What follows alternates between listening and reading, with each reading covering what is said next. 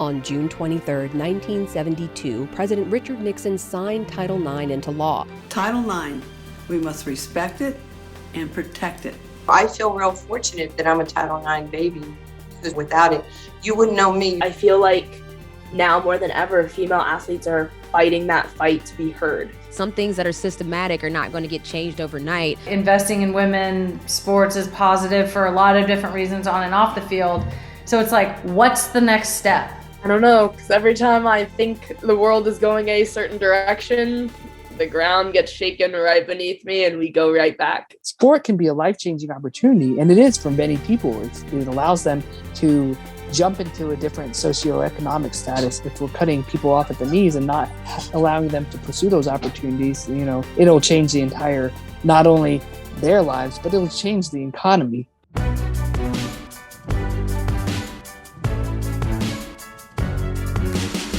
Title IX was passed June 23, 1972, and is one of the most important pieces of legislation of the 20th century. Title IX came about because there's a lot of pressure being put on the federal government to secure equal rights for women. In this push, you have Title IX brought to the forefront as an educational amendment. The 37 words of Title IX prohibit sex discrimination at educational institutions that receive federal funding. And the reason women receive athletic scholarships today is those 37 words include the word activity. I was a pre-Title IX student athlete at Cal State, LA. I had 2 jobs to help cover my school expenses, yet just a few miles down the road, Arthur Ashe had a full ride tennis scholarship at UCLA, and Stan Smith had a full ride at USC. All 3 of us went on to be the #1 ranked tennis players in the world. Mrs. Billie Jean King of America, the new queen of tennis. My mom graduated from high school in '64. When she went to college, played basketball and volleyball, they wore the same uniforms for basketball and volleyball, and they drove themselves to their games and their matches. My mom definitely felt the brunt of being a second-class citizen when it came to being a collegiate student athlete. Title IX changed my life in '76. I received the Donna Doyle Athletic Scholarship. I found out that my teammates were not on full scholarship, and I thought they were just like all the guys on the men's team. And I was a little embarrassed that I had a full scholarship and they did not.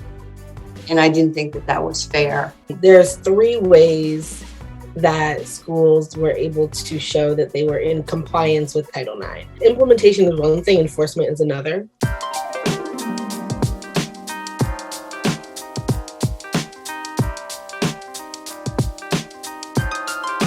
I think the first time I really became aware of Title IX was actually in college. I went to George Washington University, and they actually added softball as a part of their Title IX compliance. That's when you start to realize that there are some inequalities in that space. Oh, that locker room is way better than ours. Or, oh man, their jerseys, they get new jerseys every year.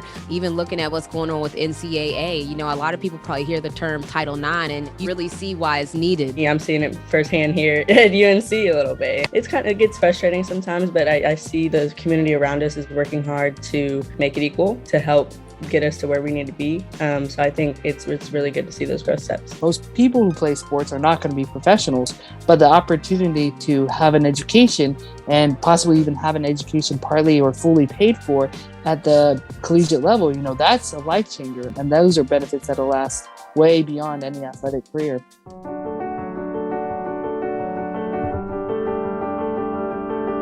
Good evening. In a landmark ruling, the Supreme Court today legalized abortions. The majority in cases from Texas and Georgia said that the decision to end a pregnancy during the first 3 months belongs to the woman and her doctor, not the government. When I was a sophomore at the University of Arizona, I was 19 and I found out I was pregnant.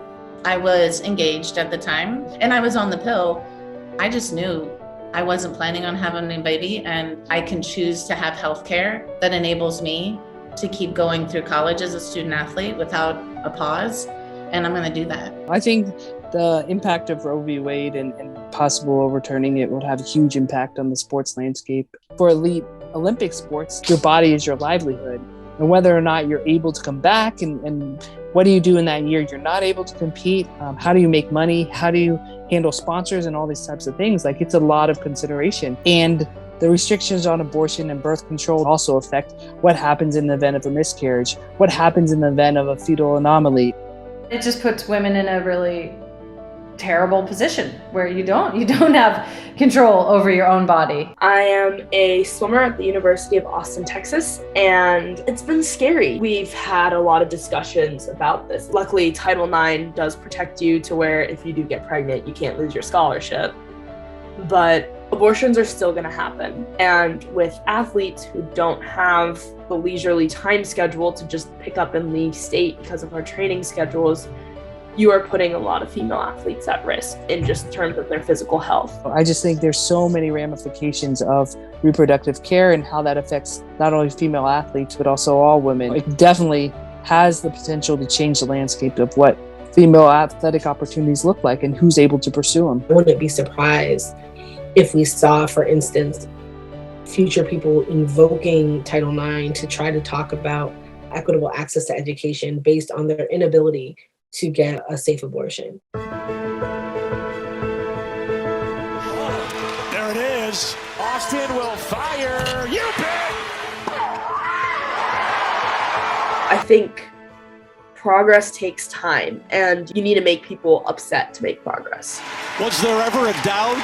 In 50 years from now, I'm very optimistic that the landscape will be very promising for women, that we will all have more opportunities, that we'll figure out how to enforce Title IX, and that our professional leagues will continue to grow and will continue to encourage young women and young girls to get into sport and stay with sport for a long time. Has a shot at goal and scores! Trinity Rodman with her first goal. If I were to have a kid who was a collegiate female athlete, I would hope that she has the same opportunity of making money as male athletes. Lindsay Jacob Ellis will claim the gold medal. Right now, we know that women receive less than 4% of media coverage. Well, I hope 50 years from now, that would be absurd, that we'll all look at that and be like, how in the world was this even possible? There's going to have to be some type of change because we won't be quiet. We're going to keep pushing for action to happen. Stay resilient, keep fighting the good fight. I feel like no wars were easily won.